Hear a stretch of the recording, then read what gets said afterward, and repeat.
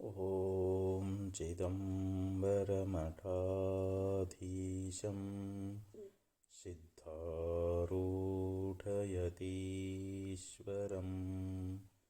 शिष्यप्रशिष्यरूपेण बोधकं गुरुमाश्रये यदङ्घ्रिकमलद्वन्द्वं तापत्रयनिवारणं शान्तैक्यपदं देवं सिद्धारूढमहं भजे। शङ्करं शङ्कराचार्यं केशवं बादरायणं सूत्रभाष्यकृतौ वन्दे भगवन्तौ पुनः पुनः भगवन्तौ पुनः पुनः। ಅದ್ವೈತ ಸಾರ್ವಭೌಮ ಚಕ್ರವರ್ತಿ ಜಗದ್ಗುರು ಸಿದ್ಧಾರೂಢ ಮಹಾಸ್ವಾಮಿಗಳವರ ಪವಿತ್ರ ಚರಣಾರವಿಂದಗಳಲ್ಲಿ ಅನಂತ ಶಿರಸಾಷ್ಟಾಂಗ ಪ್ರಣಾಮವನ್ನು ಸಮರ್ಪಿಸಿ, ಜಗದ್ಗುರು ಶಿವರಾಮ ಅವಧೂತರ ಜಗದ್ಗುರು ಭಾರತೀಯಪ್ಪಾಜಿಯವರ ಪವಿತ್ರ ಚರಣಾರವಿಂದಗಳಲ್ಲಿ ಅನಂತ ಕೋಟಿ ಶಿರಸಾಷ್ಟಾಂಗ ಪ್ರಣಾಮವನ್ನು ಸಮರ್ಪಿಸಿ, ಶ್ರೀಮಚ್ಛಂಕರ ಭಗವತ್ಪಾದಾಚಾರ್ಯರು ಭಜಗೋವಿಂದಂ ಸ್ತೋತ್ರದಲ್ಲಿ ಬಹು ಸುಂದರವಾಗಿರ್ತಕ್ಕಂಥ ಉಪದೇಶವನ್ನು ನೀಡ್ತಾ ಇದ್ದಾರೆ. ವಯಸ್ಸಿಗತೆ ಕಾಮವಿಕಾರ ಶುಷ್ಕೇ ನೀರೇ ಕಾಸಾರ ಕ್ಷೀಣೇ ವಿತ್ತೇ ಪರಿವಾರ ಜ್ಞಾತೆ ತತ್ವೇ ಸಂಸಾರ. ಈ ಒಂದು ಶ್ಲೋಕದೊಳಗೆ ಬಹು ಸುಂದರವಾಗಿರ್ತಕ್ಕಂಥ ಒಂದು ವಿಚಾರವನ್ನು ನಮಗೆ ಆತ್ಮರು ಉಪದೇಶ ಮಾಡ್ತಾ ಇದ್ದಾರೆ. ವಯಸ್ಸಿಗತೆ ಕಾಮ ವಿಕಾರ ಅಂದರೆ ಮನುಷ್ಯನಿಗೆ ಆಯುಷ್ಯ ಅನ್ನುವಂಥದ್ದು ಕ್ಷೀಣ ಆಯಿತು ಅಂತಂದರೆ, ಯಾವಾಗ ಮುಪ್ಪಾವಸ್ಥೆ ಎನ್ನುವಂಥದ್ದು ಬರ್ತದೋ ಆ ಸಮಯದೊಳಗೆ ಕಾಮವಿಕಾರ ಅನ್ನುವಂಥದ್ದು ಇರ್ತದೇನು ಅಂತಂದ್ರೆ ಇರುವುದಿಲ್ಲ ಅಂತ ಹೇಳ್ತಾ ಇದ್ದಾರೆ. ಮನುಷ್ಯನಿಗೆ ಕಾಮಭಾವನೆ ಉತ್ಪತ್ತಿಯಾಗುವುದು ಯಾವಾಗಪ್ಪ ಅಂದರೆ 16 ವರ್ಷ ದಾಟಿದ ನಂತರ. 16 ವರ್ಷದಿಂದ ಸುಮಾರು 60-65 ವರ್ಷಗಳ ಪರ್ಯಂತರವಾಗಿ ನಮ್ಮ ಮನಸ್ಸು ಯಾವಾಗಲೂ ಕಾಮವಿಕಾರದಿಂದ ಕೂಡ್ಕೊಂಡಿರ್ತದೆ. ಯಾವಾಗ 60 ವರ್ಷ ದಾಟಿತು, ಮುಪ್ಪಾವಸ್ಥೆ ಎನ್ನುವಂಥದ್ದು ಪ್ರಾರಂಭ ಆಯಿತು ಅಂತಂದರೆ ಆವಾಗ ಮನಸ್ಸಿನೊಳಗೆ ಯಾವುದೇ ಒಂದು ವಿಕಾರ ಅನ್ನುವಂಥದ್ದಾಗಂಗಿಲ್ಲ. ಅದಕ್ಕೆ ಇಲ್ಲಿ ಆಚಾರ್ಯ ಹೇಳಿದರು, ವಯಸ್ಸಿಗತೆ ಕಾಮ ವಿಕಾರ. ಆಯುಷ್ಯ ಕ್ಷೀಣ ಆದ ಬಳಿಕ ಮುಪ್ಪಾವಸ್ಥೆ ಎನ್ನುವಂಥದ್ದು ಬಂತು ಅಂತಂದರೆ ನಮ್ಮ ಮನಸ್ಸಿನಲ್ಲಿ ಯಾವುದೇ ಕಾಮವಿಕಾರ ಅನ್ನುವಂಥದ್ದು ಆಗೋದಿಲ್ಲ ಅಂತ ಹೇಳ್ತಾ ಇದ್ದಾರೆ. ಇಲ್ಲಿ ಕಾಮ ಕಾಮ ಅಂತ ಯಾವುದಕ್ಕೆ ಕರೀತಾರೆ ಅಂತಂದರೆ ಕಾಮ್ಯತೆ ಇತಿ ಕಾಮಃ ಅಂತ ಹೇಳಿದರು. ಅಂದರೆ ವಿಷಯ ಮತ್ತು ಇಂದ್ರಿಯಗಳ ಒಂದು ಸಂಪರ್ಕದಿಂದ ಮನಸ್ಸಿನಲ್ಲಿ ಉಂಟಾಗ್ತಕ್ಕಂಥ ಯಾವ ಒಂದು ಆನಂದ ಅನ್ನುವಂಥದ್ದಲ್ಲ, ಅದಕ್ಕೆ ಕಾಮ ಕಾಮ ಅಂತ ಕರೀತಾರೆ. ನಮ್ಮ ಇಂದ್ರಿಯಗಳು ಮತ್ತು ವಿಷಯಗಳು ಅವುಗಳ ಸಂಬಂಧ ಆದಾಗ ಮನಸ್ಸಿನಲ್ಲಿ ಯಾವುದೋ ಒಂದು ಥರದ ಆನಂದ ಅನ್ನುವಂಥದ್ದು ನಮಗೆ ತೋರ್ತದೆ. ಅದಕ್ಕೆ ಇನ್ನೂ ಒಂದು ರೀತಿಯಾಗಿರ್ತಕ್ಕಂಥ ಅರ್ಥವನ್ನು ಮಾಡ್ತಾರೆ, ಕಾಮ್ಯಂತೆ ಇತಿ ಕಾಮಃ. ಅಂದರೆ ಈ ಶರೀರದೊಳಗೆ ಯಾವ ಇಂದ್ರಿಯಗಳು, ಶರೀರ ಮತ್ತು ಇಂದ್ರಿಯಗಳ ಈ ಒಂದು ಉಪಭೋಗ ಯೋಗ್ಯಗಳಾಗಿರ್ತಕ್ಕಂಥವುಗಳು, ನಾವು ಶರೀರ ಇಂದ್ರಿಯಗಳ ಮೂಲಕವಾಗಿಯೇ ಪ್ರಾಪಂಚಿಕವಾಗಿರ್ತಕ್ಕಂಥ ಭೋಗಗಳನ್ನು ಅನುಭೋಗ ಮಾಡ್ತಾ ಇದ್ದೀವಿ. ಆ ಒಂದು ಉಪಭೋಗ ಯೋಗ್ಯಗಳಾಗಿರ್ತಕ್ಕಂಥ ಒಂದು ಸ್ತ್ರೀ ಆಗಿರಬಹುದು, ಧನ ಆಗಿರಬಹುದು, ಕನಕ ಆಗಿರಬಹುದು, ವಸ್ತು ವಾಹನ ಇತ್ಯಾದಿ ಆ ಜಗತ್ತಿನ ಏನು ಪದಾರ್ಥಗಳು ಅದಾವಲ್ಲ ಅವುಗಳಿಗೂ ಕೂಡ ಕಾಮ ಅಂತನ ಕರೀತಾ ಇದ್ದಾರೆ. ಇನ್ನು ಮೂರನೇ ಇನ್ನೊಂದು ಅರ್ಥವನ್ನು ಹೇಳ್ತಾ ಇದ್ದಾರೆ. ಈ ಜೀವಿಗಳಾಗಿರ್ತಕ್ಕಂಥವರು ಕಾಯ ಅಂದರೆ ಈ ಶರೀರ ಮತ್ತು ಒಂದು ಮನಸ್ಸಿನ ಸುಖಕ್ಕಾಗಿ ಏನು ಮಾಡ್ತಾರ ಅಂತಂದರೆ ಈ ಸಾಮಗ್ರಿಗಳನ್ನು, ಆ ವಿಷಯಗಳ ಒಂದು ಸಾಮಗ್ರಿಗಳಿದಾವಲ್ಲ ಅವುಗಳನ್ನು ಸಂಪಾದನೆ ಮಾಡಲಿಕ್ಕೆ ಆ ಪ್ರೇರೇಪಣೆ ಮಾಡುವಂಥ ಮಾನಸಿಕ ಸಂಕಲ್ಪ ಅನ್ನುವಂಥದ್ದೇನದ ಇದು ಕೂಡ ಕಾಮ ಅಂತ ಹೇಳಿಸಿಕೊಡ್ತದೆ. ಅದಕ್ಕೆ ಕಾಮಿತಂ ಕಾಮಹ ಅಂತ ಹೇಳ್ತಾರೆ. ಹೀಗೆ ಮೂರು ರೀತಿಯಾಗಿರ್ತಕ್ಕಂಥ ಅರ್ಥವನ್ನು ಇಲ್ಲಿ ಆಚಾರ್ಯರು ಮಾಡ್ಕೊಂಡು ಬಂದಾರ. ಅದಕ್ಕೆ ಇಲ್ಲಿ ಭಗವತ್ಪಾದರು ಈ ಒಂದು ಶ್ಲೋಕದೊಳಗೆ ಕಾಮಕ್ಕೆ ಏನು ಅರ್ಥ ಮಾಡಿದ್ದಾರೆ ಅಂತಂದರೆ, ಇಲ್ಲಿ ಪಂಚ ವಿಷಯಗಳು ಯಾವ ಕಾಮಕ್ ಶಬ್ದಕ್ಕೆ ಅರ್ಥ ಇದ್ರೂ ಕೂಡ ಇಲ್ಲಿ ಒಂದು ಸ್ಪರ್ಶ ಅನ್ನುವಂಥದ್ದು ಅದೇ ಇಲ್ಲಿ ಮುಖ್ಯವಾಗಿರತಕ್ಕಂಥ ಅರ್ಥ ಅಂತ ಹೇಳ್ತಾರೆ. ಅಂದರೆ ಸ್ತ್ರೀ ಪುರುಷರ ಒಂದು ಭೋಗ ವಿಲಾಸ ಅನ್ನುವಂಥದ್ದೇನದ ಇದೇ ಕಾಮ ಅಂತ ಹೇಳಿಸಿಕೊಳ್ತದ ಅನ್ನುವಂಥ ಮಾತನ್ನು ಇಲ್ಲಿ ಆಚಾರ್ಯರು ಬಹಳ ಸುಂದರವಾಗಿ ಹೇಳಿದರು. ನಾಸ್ತಿ ಕಾಮ ಸಮೋ ವ್ಯಾಧಿ ಅಂತ ಹೇಳ್ತಾರೆ. ಕಾಮಕ್ಕೆ ಸಮಾನವಾಗಿರತಕ್ಕಂಥ ಯಾವ ರೋಗ ಅನ್ನುವಂಥದ್ದು ಈ ಲೋಕದೊಳಗೆ ಅದೇನು ಅಂತಂದರೆ ಇಲ್ಲ. ಯಾಕೆಂದರೆ ಮನುಷ್ಯನಿಗೆ ಈ ಕಂತುವಿನ ಒಂದು ಕಾತುರ ಅನ್ನುವಂಥದ್ದು, ಅದಕ್ಕೆ ದುರುಳ ಕಂತುವಿನ ಕಾತುರವನ್ನು ತಡೆಯುವುದೇ ಚಂದಮಮ ಅಂತ ಹೇಳ್ತಾರೆ. ಈ ದುರುಳನಾಗಿರ್ತಕ್ಕಂಥ ಮನ್ಮಥ ಪ್ರತಿಯೊಬ್ಬರ ಮನಸ್ಸಿನಲ್ಲಿ ಅನೇಕ ಭಾವನೆಗಳನ್ನು ಉಂಟು ಮಾಡಿ, ಪ್ರಾಪಂಚಿಕ ವಿಷಯಗಳ ಇಚ್ಛೆ ಎನ್ನುವಂಥದ್ದನ್ನು ಉಂಟು ಮಾಡಿ ನಮಗೆ ವೇದನೆಯನ್ನು ಉಂಟು ಮಾಡ್ತಾನೆ. ಅವನ ಒಂದು ಕಾತುರವನ್ನು ತಡೆಯುವಂಥದ್ದೇನಾದ ಇದ ಜೀವನಿಗೆ ಯೋಗ್ಯ ಅನ್ನುವಂಥ ಮಾತನ್ನು ಹೇಳಿಕೊಂಡು ಬಂದರು. ಅದಕ್ಕೆ ನಿಜಮುಷಿಗಳವರು ಕೂಡ ಏನು ಹೇಳ್ಕೊಂಡು ಬಂದಾರ ಅಂತಂದರೆ, ಬಿಡಬೇಕು ಬಲು ಹಿಂದೆ ತನ್ನಿರವನ್ನು ಕೆಡಿಸುವ ಕಾಮವಿದನು ಕಂಡ ಯೋಗಿ ಅಂತ ಹೇಳ್ತಾರೆ. ಅಂದರೆ ನಾವು ಸಾಧನೆಯನ್ನು ಮಾಡ್ತಾ ಇರಬೇಕಾದ್ರೆ, ಭಗವತ್ ತತ್ವವನ್ನು ಹೊಂದಿ ನಾವು ಮುಕ್ತರಾಗಬೇಕು ಅನ್ನುವಂಥ ಅಪೇಕ್ಷೆಯಿಂದ ಕೂಡಿಕೊಂಡಿರ್ತಕ್ಕಂಥ ಎಲ್ಲ ಸಾಧಕರು, ಇಲ್ಲಿ ಯೋಗಿಗಳು ತನ್ನ ಮನಸ್ಸಿನಲ್ಲೇ ಉಂಟಾಗಿರ್ತಕ್ಕಂಥ ಈ ಕಾಮ ಅನ್ನುವಂಥದ್ದನ್ನು ತ್ಯಾಗ ಮಾಡಬೇಕು ಅಂತ ಹೇಳ್ತಾರೆ. ಯಾಕಂದರೆ ಈ ಕಾಮ ಏನು ಮಾಡ್ತದಂತಂದರೆ ನಮ್ಮಲ್ಲಿರ್ತಕ್ಕಂಥ ಸದ್ಗುಣಗಳ ಸಮೂಹವನ್ನು ಅದು ನಾಶ ಮಾಡಿಬಿಡ್ತದೆ. ಆ ನಿಗಮ ಆಗಮಗಳ ಒಂದು ನಿತ್ಯ ನಿಯಮ ಅನ್ನುವಂಥದ್ದೇನದ ಮತ್ತು ತನಗೆ ಪ್ರಾಪ್ತವಾಗಿರ್ತಕ್ಕಂಥ ಅನೇಕ ಸಿದ್ಧಿಗಳನ್ನು ಕೂಡ ಅದು ಹೋಗಲಾಡಿಸಿಬಿಡ್ತದೆ.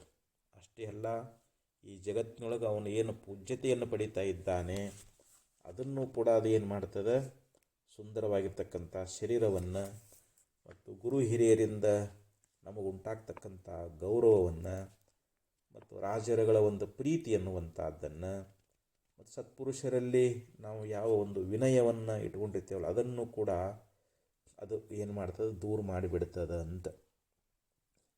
ಮತ್ತು ಒಳ್ಳೆಯ ಸತ್ಕರ್ಮಗಳಿಂದ ಒದಗತಕ್ಕಂಥ ಆ ಸ್ವರ್ಗಾದಿ ಪದವಿಗಳಂತೆ ಏನದಾವು ಅವುಗಳನ್ನೂ ಕೂಡ ಈ ಕಾಮ ನಾಶ ಮಾಡುವುದರಿಂದ ನಾವು ಆದಷ್ಟು ಇದನ್ನು ಬಿಡಬೇಕು ಅಂತ ಹೇಳಿದರು ಅವರು. ಈ ಕಾಮ ಅನ್ನುವಂಥದ್ದನ್ನು ನಾವು ಆದಷ್ಟು ತ್ಯಾಗ ಮಾಡುವುದೇ ಯೋಗ್ಯ ಅಂತ ಹೇಳ್ತಾರೆ. ಹರಿವ ಹಾವಿಗಂಜೆ ಉರಿಯ ನಾಲಿಗೆ ಗಂಜೆ ಸುರಿಗಿಯ ಮೊನೆಗಂಜೆ ಒಂದಕ್ಕಂಜುವೆ ಒಂದಕ್ಕಳುಕುವೆ ಪರಸ್ತ್ರೀ ಪರಧನವೆಂಬ ಜೂಬಿಂಗಂಜುವೆ ಮುನ್ನಂಜದ ರಾವಣನೇ ವಿಧಿಯಾದ ಅಂಜುವೆನಯ್ಯ ಕೂಡಲ ಸಂಗಮ ದೇವ ಅಂಥೇಳಿ ಬಸವಣ್ಣವರು ಕೂಡ ಈ ಯಾವ ಪರಸ್ತ್ರೀ ಮತ್ತು ಪರಧನ ಅನ್ನುವಂಥ ಈ ವಸ್ತುಗಳಿಗೆ ನಾನು ಅಂಜ್ತೀನಿ ಅನ್ನುವಂಥ ಮಾತನ್ನು ಬಹು ಸುಂದರವಾಗಿ ನಮಗೆ ಉಪದೇಶ ಅನ್ನುವಂಥದ್ದನ್ನು ಮಾಡ್ಕೊಂಡು ಬಂದಿದ್ದಾರೆ. ಅದಕ್ಕೆ ಈ ಯಾವಾಗ ಮುಪ್ಪು ಅನ್ನುವಂಥದ್ದು ಜೀವನಿಗೆ ಅಡರ್ತದೆ ಆ ಸಮಯದೊಳಗೆ ಅವನಿಗೆ ಈ ಯಾವ ಕಾಮ ಅನ್ನುವಂಥದ್ದು ಅವನಿಂದ ದೂರ ಆಗ್ತದೆ ಅಂತ. ಅನಭ್ಯಾಸೇ ವಿಷಂ ಶಾಸ್ತ್ರಂ ಅಜೀರ್ಣೇ ಭೋಜನಂ ವಿಷಂ ಮೂರ್ಖಸ್ಯ ಚ ವಿಷಂ ಗೋಷ್ಠಿ ವೃದ್ಧಸ್ಯ ತರುಣಿ ವಿಷಂ ಅಂತ ಹೇಳಿದರು. ನಾವು ಅಭ್ಯಾಸ ಮಾಡಲಿಲ್ಲ ಅಂತಂದರೆ, ನಾವು ವೇದಾಂತವನ್ನು ಅನೇಕ ಶಾಸ್ತ್ರ ಗ್ರಂಥಗಳನ್ನು ನಾವು ಅಭ್ಯಾಸ ಮಾಡದೇ ಇದ್ದಾಗ ಆ ಶಾಸ್ತ್ರ ಅನ್ನುವಂಥದ್ದು ನಮಗೆ ವಿಷ ಆಗಿಬಿಡ್ತದೆ. ಅಜೀರ್ಣೇ ಭೋಜನಂ ವಿಷಂ. ಇನ್ನು ನಾವು ಊಟ ಮಾಡಿರ್ತಕ್ಕಂಥ ಆಹಾರ ಅದು ನಮ್ಮೊಳಗೆ ಜೀರ್ಣ ಆಗಲಿಲ್ಲ, ಅದು ಅಜೀರ್ಣ ಆಯಿತು ಅಂತಂದರೆ ಆ ಭೋಜನ ಅನ್ನುವಂಥದ್ದು ನಮಗೆ ವಿಷ ಆಗ್ತದೆ.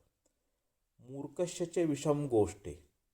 ಒಬ್ಬ ಮೂರ್ಖದಾನಂತ ತಿಳ್ಕೊಳ್ರಿ, ಅವನು ವಿದ್ವತ್ ಸಭೆಯೊಳಗೆ ಬಂದ ಅಂತಂದ್ರೆ ಅದು ಅವನಿಗೆ ವಿಷ ಅನಿಸಿಬಿಡ್ತದೆ. ಪಂಡಿತ ಇದ್ದ ಅಂತಂದರೆ, ಚೆನ್ನಾಗಿ ಅಧ್ಯಯನ ಮಾಡಿದ್ದ ಅಂತಂದರೆ ಅದು ಆ ವಿದ್ವತ್ ಸಭೆ ಅವನಿಗೆ ಆನಂದವನ್ನು ಕೊಡ್ತದೆ. ಹಾಗೆ ಇಲ್ಲಿ ವೃದ್ಧಸ್ಯ ತರುಣಿ ವಿಷಂ ಅಂತ ಹೇಳ್ತಾನೆ. ವೃದ್ಧಸ್ಯ ಅಂತಂದ್ರೆ ಏನು, ಒಬ್ಬವ ಮುದುಕಾಗ್ಯಾನ, ವಯಸ್ಸು ಗತಿಸಿ ಹೋಗ್ಯದ, ಮುಪ್ಪಾವಸ್ಥೆ ಬಂದದ, ಅಂಥವನ ಪಾಲಿಗೆ ಆ ತರುಣಿಯಾಗಿರ್ತಕ್ಕಂಥವಳು ವಿಷದಂತೆ ದುಃಖವನ್ನು ಉಂಟು ಮಾಡ್ತಾ ಇದ್ದಾಳೆ ಅನ್ನುವಂಥ ಮಾತನ್ನು ನೀತಿಕಾರ ಒಂದು ಶ್ಲೋಕದೊಳಗೆ ಬಹು ಸುಂದರವಾಗಿ ಉಪದೇಶ ಅನ್ನುವಂಥದ್ದನ್ನು ಮಾಡ್ತಾ ಇದ್ದಾನೆ. ಅದಕ್ಕೆ ಭಗವಂತ ಹೇಳ್ತಾನೆ, ಧರ್ಮಾವಿರುದ್ಧೋ ಭೂತೋಸ್ಮಿ ಕಾಮೋಸ್ಮಿ ಭರತರ್ಷಭ ಅಂತ ಹೇಳಿದ. ನಾನು ಎಲ್ಲ ಭೂತಗಳಲ್ಲಿ ಧರ್ಮಕ್ಕೆ ವಿರುದ್ಧವಲ್ಲದಂಥ ಕಾಮವೇ ಆಗಿದ್ದೀನಿ ಅನ್ನುವಂಥ ಮಾತನ್ನು ಹೇಳ್ತಾ ಇದ್ದಾರೆ. ಅದಕ್ಕೆ ಮನುಷ್ಯನಲ್ಲಿ ಯಾವೊಂದು ಕಾಮವನ್ನು ಅನುಭವಿಸಬೇಕು ಅಂತಂದರೆ ಅದು ಧರ್ಮಕ್ಕೆ ವಿರುದ್ಧ ಆಗಿರಬಾರದು. ಧರ್ಮ ಅವಿರೋಧೇನ ಕಾಮಂ ಸೇವೇತ ಅಂತ ಕೌಟಿಲ್ಯನ ಅರ್ಥಶಾಸ್ತ್ರದಲ್ಲಿ ಹೇಳಿದರು. ಧರ್ಮಕ್ಕೆ ವಿರೋಧವಲ್ಲದಂಥ ಯಾವ ಕಾಮ ಅನ್ನುವಂಥದ್ದು ಅಂಥ ಕಾಮ ಅನ್ನುವಂಥದ್ದನ್ನು ಸೇವಿಸಬೇಕು ಅನ್ನುವಂಥ ವಿಚಾರವನ್ನು ಹೀಗೆ ಶಾಸ್ತ್ರಗಳಲ್ಲಿ ನಮಗೆ ಉಪದೇಶ ಅನ್ನುವಂಥದ್ದನ್ನು ಮಾಡ್ಕೊಂಡು ಬಂದಾರ. ಅದಕ್ಕೆ ಕಾಮ ಸರ್ವಮಯ ಯಾಂ ಪುಂಸಾಂ ಅಂದರೆ ಈ ಎಲ್ಲ ಪುರುಷರಲ್ಲಿಯೂ ಕೂಡ ಈ ಕಾಮ ಅನ್ನುವಂಥದ್ದು ಸರ್ವತ್ರ ವ್ಯಾಪಿಸಿದೆ ಅನ್ನುವಂಥ ಮಾತನ್ನು ಕೂಡ ಅನೇಕ ಪುರಾಣಗಳಲ್ಲಿ ಶಾಸ್ತ್ರಗಳಲ್ಲಿ ಹೇಳಿಕೊಂಡು ಬಂದಾರ. ಕಾಮಮಯ ಏವಾಯಂ ಪುರುಷ ಅಂತ ವೇದಗಳಲ್ಲಿಯೂ ಕೂಡ ಹೇಳಿದರು. ಅದಕ್ಕೆ ಇಂಥ ಒಂದು ಕಾಮ ಅನ್ನುವಂಥದ್ದೇನದ ಅಂತಂದರೆ ಮರಳುಗೊಳಿಸುವ ಕಂತುವಿನ ಕಾಟ ಮೊದಲಾದ ದುರಿತ ಕುಲ ಬಂದುವೆನಿಸುವ ಕಾಮವನು ಯೌವನವನು ಅಂತ ಹೇಳಿಕೊಂಡು ಬಂದರು. ಶ್ರೀಮನ್ ನಿಜಗುಣ ಸುಳುಗರು ಕೂಡ ನಮಗೆ ಈ ಯಾವ ಒಂದು ಮನ್ಮಥನ ಕಾಟ ಅನ್ನುವಂಥದ್ದು ಯಾವ ಸಮಯದೊಳಗೆ ಆಗ್ತದೆ ಅಂತಂದರೆ ಯೌವನದೊಳಗೆ ಮರಳುಗೊಳಿಸುವ ಕಂತುವಿನ ಕಾಟ ಅಂತ ಹೇಳ್ತಾ ಇದ್ದಾರೆ. ನಮ್ಮನ್ನು ಈ ಮನ್ಮಥನ ಒಂದು ಬಾಣಗಳು ಯೌವನ ಕಾಲದೊಳಗೆ ನಮಗೆ ಅನೇಕ ವಿಧವಾಗಿರ್ತಕ್ಕಂಥ ವೇದನೆಯನ್ನು ಉಂಟು ಮಾಡ್ತಾ ಇದ್ದಾವೆ. ನಾವು ಆ ಕಾಮದಿಂದ ಕೂಡಿಕೊಂಡು ಅನೇಕ ರೀತಿಯಾಗಿರ್ತಕ್ಕಂಥ ಪಾಪಕರ್ಮಗಳನ್ನು ಮಾಡ್ತಾ ಇದ್ದೀವಿ ಅಂಥೇಳಿ ಹೇಳ್ಕೊಂಡು ಬಂದಾರೆ. ಯಾವಾಗ ನಮಗೆ ಮುಪ್ಪು ಅನ್ನುವಂಥದ್ದು ಬಂತು ಅಂತಂದರೆ ಈ ಕಾಮ ಅನ್ನುವಂಥದ್ದು ಕ್ಷೀಣಾಗಿ ಹೋಗ್ತದೆ ಅಂಥೇಳಿ ಇಲ್ಲಿ ಆಚಾರ್ಯರು ವಯಸ್ಸಿಗತೇಕ ಕಾಮ ವಿಕಾರ, ವಯಸ್ಸನ್ನುವಂಥದ್ದು ಕ್ಷೀಣ ಆಯಿತು, ನಮ್ಮ ಆಯುಷ್ಯ ಕ್ಷೀಣ ಆಗಿ ಹೋಯಿತು ಅಂತಂದರೆ ಆವಾಗ ಈ ಕಾಮನ ಉಪಟಳ ಅನ್ನುವಂಥದ್ದು ಇರುವುದಿಲ್ಲ ಅನ್ನುವಂಥ ಮಾತನ್ನು ಹೇಳಿದರು. ಶುಷ್ಕೆ ನೀರೇ ಕಕ್ಕಾಸಾರ. ಈಗೊಂದು ಕೆರೆ ಅಂತ ತಿಳ್ಕೊಳ್ರಿ. ಮಳೆ ಬಂದು ಕೆರೆಯೊಳಗೆ ನೀರು ತುಂಬಿತು ಅಂತಂದ್ರೆ ಅವಾಗದು ನಿಜವಾದ ಕೆರೆ ಅಂತ ಹೇಳಿಸ್ಕೊಳ್ತದೆ. ನೀರಿದ್ದಾಗ ಮಾತ್ರ ಅದಕ್ಕೆ ಕೆರೆ ಅಂತ ಕರೀತಾ ಇದ್ದಾರೆ. ನೀರಿಲ್ಲದೆ ಅದು ಬರಿದಾಗಿ ಬಿಡ್ತು ಅಂತಂದ್ರೆ ಅಲ್ಲಿ ಬರೀ ನೆಲ ಇರ್ತದೆ, ಆವಾಗದು ಕೆರೆ ಅನಿಸ್ಕೊಳ್ತದೇನು ಅಂತಂದ್ರೆ ಇಲ್ಲ. ಎಲ್ಲ ಕಡೆ ಮಳೆ ಬಂದು ಎಲ್ಲ ಕಡೆ ನೀರು ಹರಿದು ಬಂದು ಕೆರೆ ತುಂಬಿತು ಅಂತಂದರೆ ಅದಕ್ಕೆ ಅವಾಗದು ನಿಜವಾದ ಕೆರೆ ಅಂತ ಹೇಳಿಸ್ಕೊಳ್ತದೆ. ಹಾಗೆ ಇಲ್ಲಿ ದೃಷ್ಟಾಂತ ಕೊಟ್ಟು ನಮಗೆ ತಿಳಿಸ್ತಾ ಇದ್ದಾರೆ. ಈ ಯಾವ ಒಂದು ಇನ್ನೊಂದು ಮಾತು ಹೇಳ್ತಾ ಇದ್ದಾರೆ, ಕ್ಷೀಣೆ ವಿತ್ತೆ ಕಃ ಪರಿವಾರ. ನಮ್ಮಲ್ಲಿರ್ತಕ್ಕಂಥ ಒಂದು ಸಂಪತ್ತನ್ನುವಂಥದ್ದು ಕ್ಷೀಣ ಆಗಿ ಹೋಯಿತು ಅಂತಂದರೆ ಆವಾಗ ನಮ್ಮ ಸಂಬಂಧಿಗಳು ನಮ್ಮಲ್ಲಿ ಇರ್ತಾರೇನು ಅಂತಂದರೆ ಇಲ್ಲ, ಅವರು ಇಲ್ಲಿಂದ ಹೊರಟು ಹೋಗಿಬಿಡ್ತಾರ ಅಂತ. ನಮಗೆ ಬಡತನ ಅನ್ನುವಂಥದ್ದು ಬಂತು ಅಂತಂದರೆ ನಮ್ಮ ಹತ್ರ ಯಾರೂ ಉಳಿಯುವುದಿಲ್ಲ, ಎಲ್ಲರೂ ಕೂಡ ದೂರ ಆಗಿ ಬಿಡ್ತಾರೆ ಅನ್ನುವಂಥ ಮಾತನ್ನು ಬಹು ಸುಂದರವಾಗಿ ಇಲ್ಲಿ ಆಚಾರ್ಯರು ನಮಗೆ ಉಪದೇಶ ಅನ್ನುವಂಥದ್ದನ್ನು ಮಾಡುವಂಥವರಾಗ್ತಾ ಇದ್ದಾರೆ. ಅಂದರೆ ನಮ್ಮಲ್ಲಿ ಸಂಪತ್ತಿರುವಾಗ ಎಲ್ಲರೂ ನಮ್ಮನ್ನು ಪ್ರೇಮ ಮಾಡ್ತಾ ಇದ್ದಾರೆ.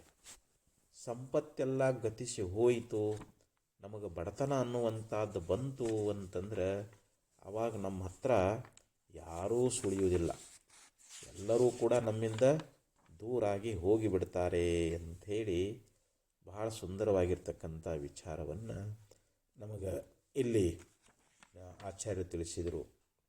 ಅದಕ್ಕೊಬ್ಬ ನೀತಿಕಾರ ಒಂದು ಶ್ಲೋಕದೊಳಗೆ ಹೇಳ್ತಾ ಇದ್ದಾನೆ, ನಿವಾಸಶ್ಚಿಂತಾಯ ಪರಪರಿಭವೋ ವೈರಮಪರಂ ಜುಗುಪ್ಸಾಮಿತ್ರಾಣಾಂ ಸ್ವಜನ ಜನ ವಿದ್ವೇಷಕರಣಂ ವನಂ ಗಂತುಂ ಬುದ್ಧಿರ್ ಭವತಿ ಚ ಕಲತ್ರಾತ್ ಪರಿಭವಃ ಹೃದಿಸ್ತಶೋಕಾಗ್ನಿ ನ ಚ ದಹತಿ ಸಂತಾಪಯತಿ ಚ ಅಂತ ಹೇಳ್ತಾರೆ.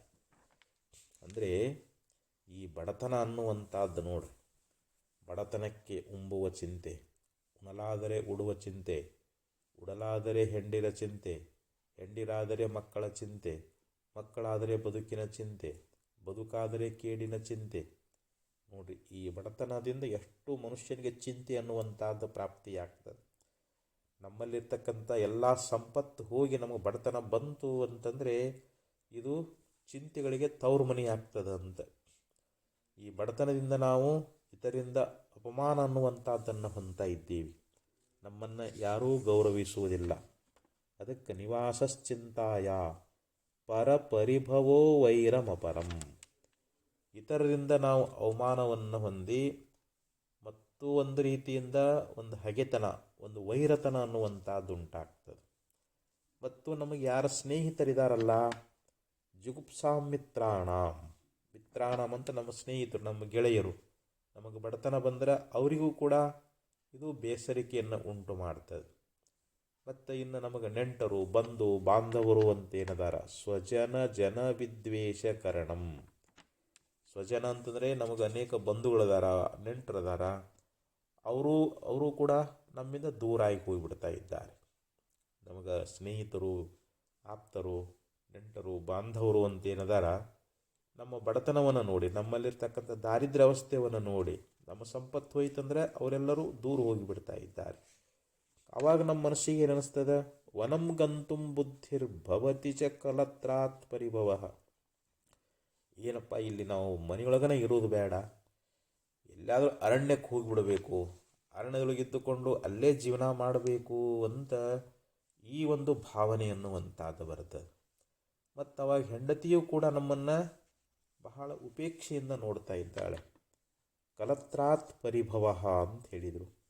ಹೆಂಡತಿಯೂ ಕೂಡ ನಮ್ಮನ್ನು ಏನು ಮಾಡ್ತಾಳೆ, ಬಹಳ ಕೀಳಾಗಿ ಕಾಣ್ತಾ ಇದ್ದಾಳೆ. ಮತ್ತು ನಮ್ಮ ಹೃದಯದೊಳಗೆ ಹೃದಯಸ್ಥಃ ಶೋಕಾಗ್ನಿ ನ ಚ ದಹತಿ ಸಂತಾಪಯತಿ ಚ.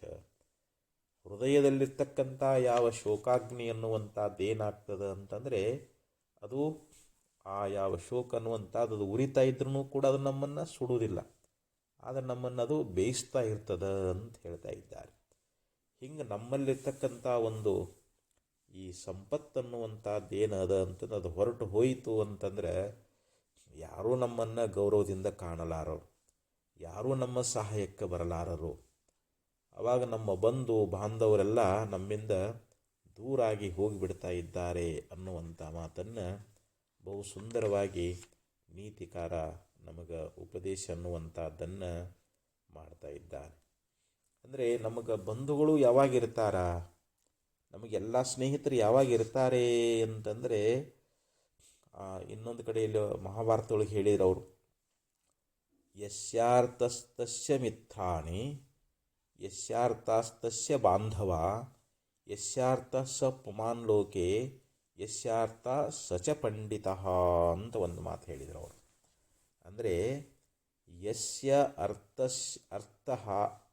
ತಸ್ಯ ಮಿತ್ರಾಣಿ, ಯಸ್ಯ ಅರ್ಥಾಹ ತಸ್ಯ ಮಿತ್ರಾಣಿ. ಅಂದರೆ ಯಾರ ಬಳಿ ಸಾಕಷ್ಟು ಧನ ಅದ, ಸಂಪತ್ತನ್ನುವಂಥದ್ದು ಅವನಿಗೆ ಬಹಳ ಜನ ಮಿತ್ರರಾಗ್ತಾರಂತ. ಅವನ ಸಂಪತ್ತನ್ನು ನೋಡಿ ಎಲ್ಲರೂ ಬರ್ತಾ ಇದ್ದಾರೆ, ಅವನಿಗೆ ಬಹಳ ಸ್ನೇಹಿತರಾಗ್ತಾರೆ, ಬಹಳ ಪ್ರೀತಿಯಿಂದ ಅವನನ್ನು ಮಾತಾಡಿಸ್ತಾ ಇದ್ದಾರೆ. ಮತ್ತು ಯಸ್ಯ ಅರ್ಥಾಹ ತಸ್ಯ ಬಾಂಧವಾಹ. ಯಾವನಲ್ಲಿ ಸಂಪತ್ತನ್ನುವಂಥದ್ದದ, ಸಾಕಷ್ಟು ಧನವನ್ನು ಸಂಗ್ರಹ ಮಾಡ್ಯಾನ, ಭೂಮಿಯನ್ನು ಸಂಗ್ರಹ ಮಾಡ್ಯಾನ, ಯಾವನ ಅಧಿಕಾರ ಪಡ್ಕೊಂಡಾನ, ಅವನಿಗೆ ಅನೇಕ ಜನ ಬಂಧುಗಳು ಬರ್ತಾ ಇದ್ದಾರೆ. ಬಂಧು ಬಾಂಧವರು ಅವನನ್ನು ಅತ್ಯಂತ ಪ್ರೇಮದಿಂದ ಕಾಣ್ತಾ ಇದ್ದಾರೆ. ಅದಕ್ಕೆ ಇನ್ನೂ ಒಂದು ಮಾತು ಹೇಳ್ತಾನೆ, ಯಸ್ಯ ಅರ್ಥಾಹ ಸ ಪುಮಾನ್ ಲೋಕೆ.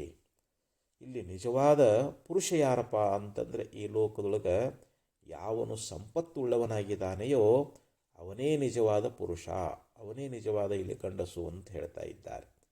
ಯಸ್ಯ ಅರ್ಥ ಸಚ ಪಂಡಿತ. ಯಾವನಲ್ಲಿ ಒಂದು ಸಂಪತ್ತದ ಅವನೇ ನಿಜವಾದ ಪಂಡಿತ ಅಂತ ಹೇಳಿಸಿಕೊಳ್ತಾ ಇದ್ದಾರೆ. ಅದಕ್ಕೆ ಸರ್ವೇ ಗುಣ ಕಾಂಚನಮಾಶ್ರಯಂತಿ ಅಂತ ಹೇಳಿದರು. ಇಲ್ಲಿ ಎಲ್ಲ ಗುಣಗಳು ಹಣವನ್ನೇ ಆಶ್ರಯ ಮಾಡಿಕೊಂಡಿದ್ದಾವೆ ಅನ್ನುವಂಥ ಮಾತನ್ನು ಕೂಡ ಭರ್ತೃರು ಹೇಳ್ಕೊಂಡು ಬಂದಿದ್ದಾರೆ. ಹಿಂಗೆ ನಮ್ಮಲ್ಲಿರ್ತಕ್ಕಂಥ ಒಂದು ಸಂಪತ್ತನ್ನು ನೋಡಿಕೊಂಡೇ ನಮಗೆ ಬಂಧುಗಳು ಆಗ್ತಾ ಇದ್ದಾರೆ.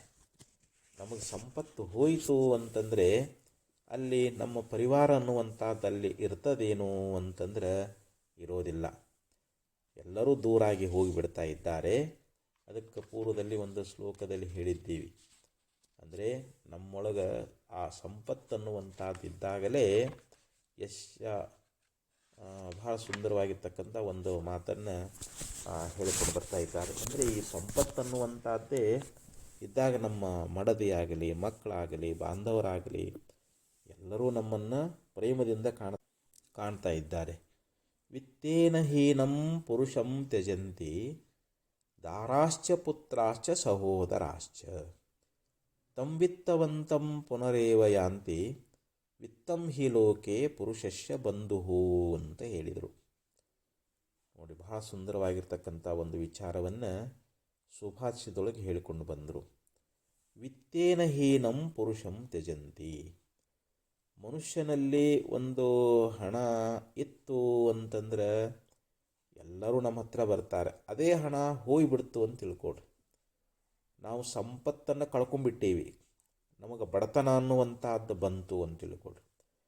ಆ ಸಂಪತ್ರಹಿತನಾಗಿರ್ತಕ್ಕಂಥ ಯಾವ ಮನುಷ್ಯ ಅದಾನಲ್ಲ, ಅವನನ್ನು ಅವನ ಹೆಂಡತಿ ಆಗಲಿ, ಅವನ ಮಕ್ಕಳಾಗಲಿ, ಅವನ ಸಹೋದರ ಆಗಲಿ, ಇವರೆಲ್ಲರೂ ಅವನಿಂದ ದೂರ ಆಗಿಬಿಡ್ತಾರಂತ. ಅವನನ್ನು ಕೈ ಬಿಟ್ಟುಬಿಡ್ತಾರೆ ಅವನು. ಅದಕ್ಕಂತ ಇಲ್ಲಿ ವಿತ್ತೇನ ಹೀನಂ ಪುರುಷಂ ತ್ಯಜಂತಿ ದಾರಾಶ್ಚ ಪುತ್ರಾಶ್ಚ ಸಹೋದರಾಶ್ಚ. ಸಂಪತ್ರಹಿತನಾಗಿರ್ತಕ್ಕಂಥ, ಧನದಿಂದ ರಹಿತನಾಗಿರ್ತಕ್ಕಂಥ ಯಾವ ಮನುಷ್ಯನನ್ನು ಹೆಂಡತಿಯಾಗಲಿ, ಮಕ್ಕಳಾಗಲಿ, ಸಹೋದರ ಆಗಲಿ ಎಲ್ಲರೂ ಕೈ ಬಿಡ್ತಾರ. ತಂ ವಿತ್ತವಂತಂ ಪುನರೇವ ಯಾಂತಿ. ಯಾವಾಗ ಅವನಲ್ಲಿ ಹಣ ಅನ್ನುವಂಥದ್ದು ಮತ್ತೆ ಬಂತು, ಅವನು ಮತ್ತೆ ಕಷ್ಟಪಟ್ಟು ದುಡಿದು ಯಾವುದೋ ಒಂದು ಉದ್ಯೋಗವನ್ನು ಹುಡುಕಿ ಮತ್ತೆ ಹಣ ಸಂಪಾದನೆ ಮಾಡಿದ ಅಂತಂದರೆ ಪುನಃ ಮತ್ತೆ ಅವನನ್ನು ಬಂದು ಅವರು ಸೇರ್ತಾ ಇದ್ದಾರ. ಅದಕ್ಕೆ ವಿತ್ತಂ ಹಿ ಲೋಕೆ ಪುರುಷಶ್ಯ ಬಂಧು ಅಂತ ಹೇಳಿದರು. ಈ ಲೋಕದೊಳಗೆ ನಿಜವಾದ ಬಂಧು ಯಾರು ಅಂತಂದರೆ ಈ ಯಾವ ಸಂಪತ್ತು, ಧನ ಅಂತ ಹೇಳ್ತಾ ಇದ್ದಾರೆ. ನಮ್ಮಲ್ಲಿರ್ತಕ್ಕಂಥ ಈ ಧನ ಅನ್ನುವಂಥದ್ದೇನದ ಅದೇ ನಮ್ಮ ನಿಜವಾದ ಬಂಧು ಅಂತ ಹೇಳಿದರು. ಯಾಕಂದ್ರೆ ಧನ ಇದ್ದರೆ ಎಲ್ಲ ಹೆಂಡತಿ, ಮಕ್ಕಳು, ಬಂಧು ಬಾಂಧವರು, ಗೆಳೆಯರು, ಪ್ರತಿಯೊಬ್ಬರು ಎಲ್ಲ ಪರಿವಾರ ನಮ್ಮ ಹತ್ರ ಇರ್ತದೆ. ಅದೇ ಸಂಪತ್ತು ದೂರ ಆಯ್ತಂದ್ರೆ ಎಲ್ಲರೂ ದೂರ ಆಗಿಬಿಡ್ತಾ ಇದ್ದಾರೆ. ಅದಕ್ಕಿಲ್ಲಿ ಆಚಾರ್ಯ ಏನು ಹೇಳಿದರು, ಕ್ಷೀಣೇ ವಿತ್ತೆ ಕಪ್ಪರಿವಾರ. ನಮ್ಮಲ್ಲಿರ್ತಕ್ಕಂಥ ಸಂಪತ್ತನ್ನುವಂಥದ್ದು ಅದು ಕ್ಷೀಣ ಆಗಿ ಹೋದಾಗ ಅಲ್ಲಿ ಪರಿವಾರ ಅನ್ನುವಂಥದ್ದು ಎಲ್ಲಿ ಅದ ಅನ್ನುವಂಥ ವಿಚಾರವನ್ನು ನೀತಿಕಾರ ಬಹು ಸುಂದರವಾಗಿ ಹೇಳ್ತಾನೆ. ಅದಕ್ಕೆ ಮಾಲಿಂಗರಂಗರು ಒಂದು ಕಡೆಯಲ್ಲಿ ಬಹಳ ಸುಂದರವಾಗಿ ಹೇಳ್ತಾರೆ, ಒಡವೆಯುಳ್ಳಡೆ ಮಡದಿ ಮಕ್ಕಳು ಕಡು ಮಮತೆಯನ್ನು ಮಾಳ್ಪರಾತಗೆ ಬಡತನಗಳಡ ಸಿದರೆ ಮೆಲ್ಲನೆ ಸಡಲಿ ತೊಲಗುವರು ಬಿಡದುಕರು ಹಾಲಿರಲು ತಾಯನು ಕಡೆಗೆ ಹೋಗುವುದು ಬತ್ತಿದರೆ ತಾ ಕೆಡುವ ಕಾಲಕ್ಕಾರಿಗಾರೈ ಮಗನೆ ಕೇಳೆಂದ ಅಂತ ಒಂದು ವಚನದಲ್ಲಿ ಬಹಳ ಸುಂದರವಾಗಿ ಹೇಳಿದರು. ಒಡವೆಯುಳ್ಳಡೆ ಮಡದಿ ಮಕ್ಕಳು ಕಡು ಮಮತೆಯನ್ನು ಮಾಳ್ಪರಾತಗೆ. ನಮ್ಮಲ್ಲಿ ಬಹಳಷ್ಟು ಬಂಗಾರ, ಬೆಳ್ಳಿ, ಧನ, ನಾವು ಲಕ್ಷಗಟ್ಟಲೆ ಹಣ ಗಳಿಸಿದ್ದೀವಿ ಅಂತಂದರೆ ನಮ್ಮ ಪತ್ನಿಯಾಗಲಿ ಅಥವಾ ಮಕ್ಕಳಾಗಲಿ ಭಾಳ ನಮ್ಮ ಮೇಲೆ ಮೋಹ ಮಾಡ್ತಾರೆ. ನಮ್ಮನ್ನು ಬಹಳ ಮಮಕಾರದಿಂದ ನೋಡ್ತಾ ಇದ್ದಾರೆ. ನಮ್ಮ ಮೇಲೆ ಅತಿಯಾದ ಪ್ರೀತಿ ಎನ್ನುವಂಥದ್ದನ್ನು ತೋರಿಸ್ತಾ ಇದ್ದಾರೆ. ಬಡತನಗಳಡಿಸಿದರೆ ಮೆಲ್ಲನೆ ಸಡಲಿ ತೊಲಗುವರು. ನಮಗೇನಾದರೂ ಬಡತನ ಅನ್ನುವಂಥದ್ದು ಬಂತು ಅಂತಂದರೆ ಮೆಲ್ಲ ಮೆಲ್ಲಗೆ ಅವರು ನಮ್ಮಿಂದ ದೂರ ಆಗ್ತಾ ಹೋಗ್ತಾ ಇದ್ದಾರ ಅಂತ. ಅದಕ್ಕೊಂದು ಉದಾಹರಣೆ ಕೊಡ್ತಾರೆ ಅವರು. ಬಿಡದು ಕರು ಹಾಲಿರಲು ತಾಯನು, ಕಡೆಗೆ ಹೋಗುವುದು ಬತ್ತಿದರೆ ತಾ ಕೆಡುವ ಕಾಲ ಕಾರಿಗಾರೈ ಮಗನೇ ಕೇಳೆಂದ ಅಂತ ಹೇಳ್ತಾರೆ. ಒಂದು ಆಕಳ ಕರು ಹಾಕ್ಯದು. ಆ ಆಕಳು ಎಲ್ಲಿ ತನಕ ತನ್ನ ಕರುವಿಗೆ ಹಾಲು ಕೊಡ್ತದ, ಆ ಕರು ಏನು ಮಾಡ್ತದಂದ್ರೆ ತನ್ನ ತಾಯಿಯನ್ನೇ ಹಿಂಬಾಲಿಸ್ಕೊಂಡಿರ್ತದೆ. ಆ ತಾಯಿಯನ್ನು ಬಿಟ್ಟು ಅಗಲುವುದಿಲ್ಲ. ಯಾವಾಗ ಅದರ ಹಾಲು ಅನ್ನುವಂಥದ್ದು ಬತ್ತಿ ಹೋಯಿತು ಅಂತಂದರೆ ಆವಾಗ ಆ ಕರು ಅನ್ನುವಂಥದ್ದು ತಾಯಿಯಿಂದ ದೂರ ಆಗಿ ಹೋಗಿಬಿಡ್ತದೆ. ಅದಕ್ಕೆ ನಮ್ಮಲ್ಲಿರ್ತಕ್ಕಂಥ ಅಂದರೆ ನಾವು ಕೆಡುವ ಕಾಲಕ್ಕೆ ಕಾರಿಗಾರೇ ಮಗನೇ ಕೇಳಿದ್ದ, ನಮ್ಮಲ್ಲಿರುವಂಥ ಸಂಪತ್ತು ಎಲ್ಲ ದೂರ ಆದಾಗ ನಮ್ಮ ಹತ್ರ ಯಾರಾದರೂ ಉಳಿತಾರೇನು ಅಂತಂದ್ರೆ ಯಾರು ಉಳಿದ್ರು, ಎಲ್ಲರೂ ಹೊರಟು ಹೋಗಿಬಿಡ್ತಾ ಇದ್ದಾರೆ. ಅದಕ್ಕೆ ಇಲ್ಲಿ ಇವೆಲ್ಲವೂ ಈ ಸಂಪತ್ತಾಗಲಿ ಎಲ್ಲವೂ ಇವು ನಶ್ವರ ಅದಾವು. ನಾವು ಇದರ ಮೇಲೆ ಮೋಹಿತರಾಗದೆ ನಾವು ಭಗವಂತನ ಧ್ಯಾನ ಅನ್ನುವಂಥದ್ದನ್ನು ಮಾಡಿದ್ದೀವಿ ಅಂತಂದರೆ, ಭಗವಂತನಿಗೆ ನಾವು ಶರಣು ಹೋದೀವಿ ಅಂತಂದರೆ ಪರಮಾತ್ಮ ನಮ್ಮನ್ನು ಸದಾ ಕಾಲದಲ್ಲಿ ಕಾಪಾಡ್ತಾ ಇದ್ದಾನೆ. ಅದಕ್ಕೆ ಸರ್ಪಭೂಷಣ ಶಿವರು ಕೂಡ ಪೂರ್ವದಲ್ಲಿ ಹೇಳ್ಕೊಂಡು ಬಂದೇವಿ. ಅದನ್ನು ಸ್ಮರಣ ಮಾಡಿಕೊಡ್ತೀನಿ. ವೃಣಕ್ಕೆ ಮುಸುರುವ ನೊಣಗಳಂತೆ ನಿನ್ನ ನನುಜರು, ಹಣವಿರುವ ಪರ್ಯಂತ ಓಲೈಪರು, ಹಣವು ನಿನ್ನೊಳು ಮುಗಿದ ಗಳಿಗೆಗೆ ಆಗ ಆ ಜನರೇ ಹೆಣವು ಕಂಡಂತೆ ದೂರು ಹೋಗುತ್ತಿಹರು ಅನ್ನುವಂಥ ಮಾತನ್ನು ಸರ್ಪಭೂಷಣಗಳು ಕೂಡ ಹೇಳ್ಕೊಂಡು ಬಂದಾರೆ. ಹೆಂಗೆ ನಮ್ಮ ಶರೀರದ ಒಂದು ಗಾಯ ಆಗಿರ್ತದೆ, ಅದು ಕೀವಾಗಿರ್ತದೆ. ಅನೇಕ ನೊಣಗಳು ಹಾರಾಡುತ್ತಾ ಬರ್ತಾವೆ. ಆ ಕೀವನ್ನು ಅವು ಸೇವನೆ ಮಾಡ್ತಾ ಇದ್ದಾವೆ. ನಾವು ಎಲ್ಲ ನೊಣಗಳನ್ನು ಹೊಡ್ಕೊಳ್ತೀವಿ. ಅದರಿಂದ ಆ ನೊಣ ಬಂದು ಆ ಗಾಯದ ಮೇಲೆ ಕುಂತು ಅಂತಂದರೆ ನಮಗೆ ನೋವಾಗ್ತದೆ. ಮೊದಲೇ ಗಾಯದಿಂದ ನೋವಾಗಿರ್ತದೆ. ಆ ನೊಣಗಳು ಬಂದು ಕುಂತು ಬಳಕ ಆವಾಗಲೂ ಕೂಡ ನಾವು ನೋವನ್ನು ಅನುಭವಿಸ್ತೀವಿ. ಯಾವ ರೀತಿ ಒಂದು ಗಾಯದ ಮೇಲೆ ಅನೇಕ ನೊಣಗಳು ಬಂದು ಮುತ್ತುತ್ತಾ ಇದ್ದಾವೆಯೋ ಹಾಗೆ ನಿನ್ನನು ಅನುಜರು, ಹಾಗೆ ನಿನ್ನಲ್ಲಿ ಹಣ ಇರುವ ಪರ್ಯಂತರವಾಗಿ ನಿನ್ನ ಸಹೋದರ ಆಗಲಿ ಮಡದಿ ಮಕ್ಕಳಾಗಲಿ ಎಲ್ಲರೂ ನಿನ್ನ ಹತ್ರ ಬರ್ತಾ ಇದ್ದಾರೆ, ನಿನ್ನನ್ನು ಓಲೈಸ್ತಾ ಇದ್ದಾರೆ, ನಿನ್ನನ್ನು ಬಹಳ ಪ್ರೇಮ ಮಾಡ್ತಾ ಇದ್ದಾರೆ. ಯಾವಾಗ ಹಣ ಅನ್ನುವಂಥದ್ದು ನಿನ್ನೊಳಗೆ ಮುಗೀತು ಅಂತಂದ್ರೆ ಆ ಗಳಿಗೆಯೊಳಗೆ ನಿನ್ನಲ್ಲಿರ್ತಕ್ಕಂಥ ಸಂಪತ್ತು ಯಾವಾಗ ದೂರ ಆಯಿತು, ನಿನಗೆ ಬಡತನ ಅನ್ನುವಂಥದ್ದು ಬಂತು ಅಂತಂದ್ರೆ ಆ ಜನರೇ ನಿನ್ನನ್ನು ಹೆಣ ಕಂಡಂತೆ ಕಾಣ್ತಾ ಇದ್ದಾರೆ, ಅವರು ದೂರ ಹೋಗಿಬಿಡ್ತಾರೆ ಅನ್ನುವಂಥ ಮಾತನ್ನು ಕೂಡ ಯಾವ ಸರ್ಪಭೂಷಣ ಶ್ರೀಗಳವರು ಈ ವಿಚಾರವನ್ನು ಹೇಳ್ಕೊಂಡು ಬಂದಿದ್ದಾರೆ. ಅದಕ್ಕೆ ನಾವು ಈ ಯಾವ ಬಂಧು ಬಾಂಧವರು ನಮ್ಮನ್ನು ಪ್ರೇಮ ಮಾಡಬೇಕು ಅಂದರೆ ನಾವು ಧನವನ್ನು ಸಂಪಾದನೆ ಮಾಡಬೇಕು ಅಂತ. ಆದರೆ ಇಲ್ಲಿ ನಿಜವಾದ ಧನ ಯಾವುದು ಅಂದರೆ ಆತ್ಮಧನ. ನಾವು ಆತ್ಮ ಸಾಕ್ಷಾತ್ಕಾರವನ್ನು ಮಾಡಿಕೊಳ್ಬೇಕಾಗಿದೆ. ತತ್ವವನ್ನು ತಿಳ್ಕೊಂಡು ನಾವು ಮುಕ್ತರಾಗಬೇಕಾಗ್ಯದ. ಜ್ಞಾತೇ ತತ್ವೇ ಕ ಸಂಸಾರ ಅಂತ ಹೇಳ್ತಾರೆ. ಇಲ್ಲಿ ತತ್ವ ಒಂದು ಯಾವುದು? ಪರಬ್ರಹ್ಮ. ಆ ಪರಬ್ರಹ್ಮ ಸ್ವರೂಪವನ್ನು ನಾವು ಅರಿತುಕೊಂಡೀವಿ ಅಂತಂದರೆ ನಮಗೆ ಈ ಸಂಸಾರ ದುಃಖ ಅನ್ನುವಂಥದ್ದು ಉಳಿತದೇನು? ನಾವು ಸಂಸಾರದಿಂದ ಪಾರಾಗಬೇಕು ಅಂತಂದರೆ ಭಗವತ್ ತತ್ವವನ್ನು ನಾವು ತಿಳ್ಕೊಳ್ಬೇಕು. ಆ ಮರವೆಯ ಮೂಲಕವಾಗಿ ನಮಗೆ ದುಃಖ ಅನ್ನುವಂಥದ್ದು ಬಂದದ್ದು. ನಾವು ಪರಮಾತ್ಮನ ಜ್ಞಾನ ಮಾಡ್ಕೊಂಡೀವಿ ಅಂತಂದರೆ ನಾವು ಶೋಕ ಸಾಗರದಿಂದ ದಾಟ್ತಾ ಇದ್ದೀವಿ. ಆತ್ಮವಿತ್ ಶೋಕಂ ತರತಿ ಅಂತ ಹೇಳ್ತಾರೆ. ನಮಗೆ ಆತ್ಮಜ್ಞಾನ ಆಯಿತು ಅಂತಂದರೆ ಈ ಶೋಕ ಸಾಗರದಿಂದ ನಾವು ಪಾರಾಗ್ತಾ ಇದ್ದೀವಿ ಅಂತ. ಅಂದರೆ ತತ್ವಜ್ಞಾನ ನಮಗೆ ನಿತ್ಯವಾಗಿರ್ತಕ್ಕಂಥ ಸುಖ ಅನ್ನುವಂಥದ್ದನ್ನು ಕೊಡ್ತದೆ. ನಾವು ಮರ್ತೀವಿ. ಆ ಮರವೆಯ ಮೂಲಕವಾಗಿ ನಮಗೆ ಈ ಸಂಸಾರ ದುಃಖ ಅನ್ನುವಂಥದ್ದು ಪ್ರಾಪ್ತವಾಗ್ಯದ.